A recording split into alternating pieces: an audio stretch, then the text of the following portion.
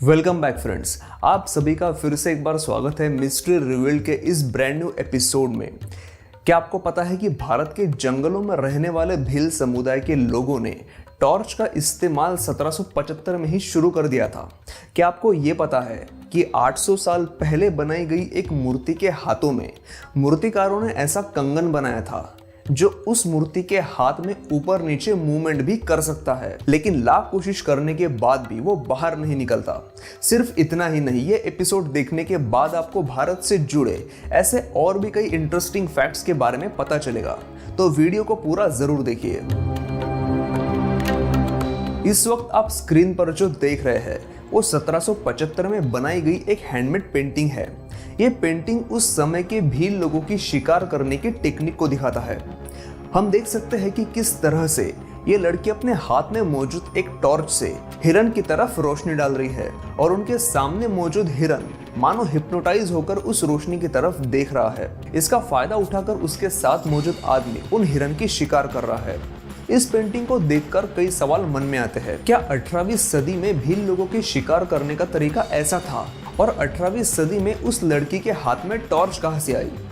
दरअसल भील लोगों की शिकार करने का तरीका ऐसा ही हुआ करता था, क्योंकि उस समय शिकार करते हुए ऐसे दृश्यों की एक नहीं बल्कि सैकड़ों पेंटिंग्स निकाली जा चुकी है जो भील लोगों के स्मार्टली शिकार करने का तरीका दिखाता है।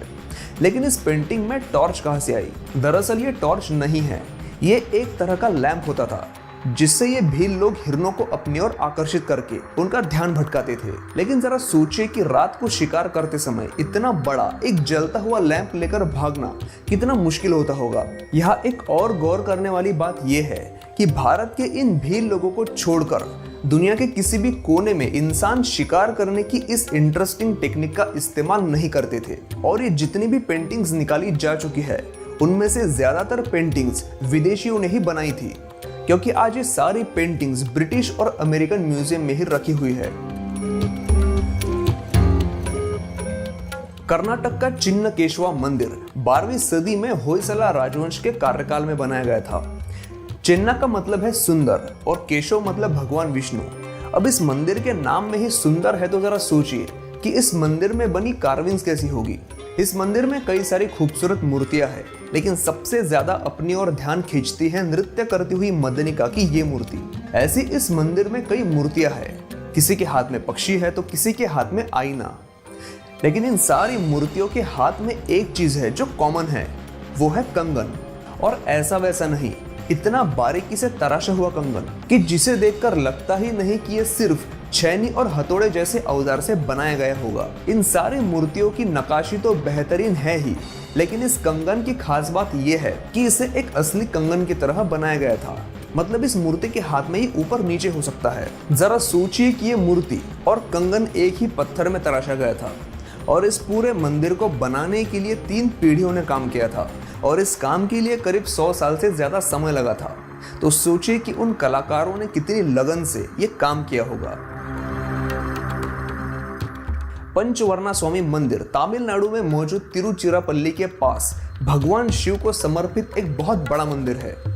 इस मंदिर को 7वीं सदी में चोला राजवंश ने बनाया था। कुछ दिनों पहले एक तस्वीर वायरल हुई थी जो दीवार पर उकेरी एक साइकिल की थी और दावा यह किया जा रहा था कि साइकिल की एक कार्विंग 7वीं सदी में बने इसी मंदिर में बनाई गई थी, मतलब आज से 1400 साल पहले। लेकिन बाद में यह साबित हुआ कि यह तस्वीर भारत की है ही नहीं।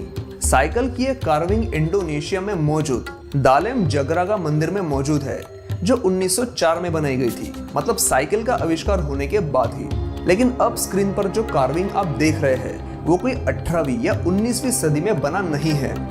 ये वो साइकिल का असली शिल्प है जो पंचवर्णा स्वामी मंदिर में मौजूद है। और इसी शिल्प की वजह से इंडोनेशिया की वो तस्वीर भी इसी मंदिर के नाम के साथ वायरल हुई थी।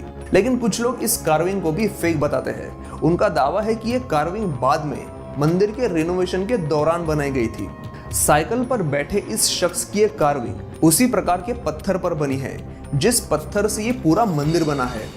पिछले 200 सालों में इस मंदिर के रिनोवेशन किए जाने का कोई भी प्रमाण मौजूद नहीं है। तो हम क्या कह सकते हैं? क्या भारतीय लोग 7वीं सदी में साइकिल का इस्तेमाल करते थे? इसका जवाब मैं आपसे चाहता हूँ। नीचे कमेंट करके मुझे जरूर बताइए, मुझे आपके कमेंट का इंतजार रहेगा। और ऐसे ही इंटरेस्टिंग कंटेंट के लिए आप मुझे इंस्टाग्राम पर भी फॉलो जरूर करें। वीडियो अच्छा लगा हो तो लाइक का बटन दबाना मत भूलिए। मिलते हैं ऐसे ही इंटरेस्टिंग फैक्ट्स के साथ अगले वीडियो में।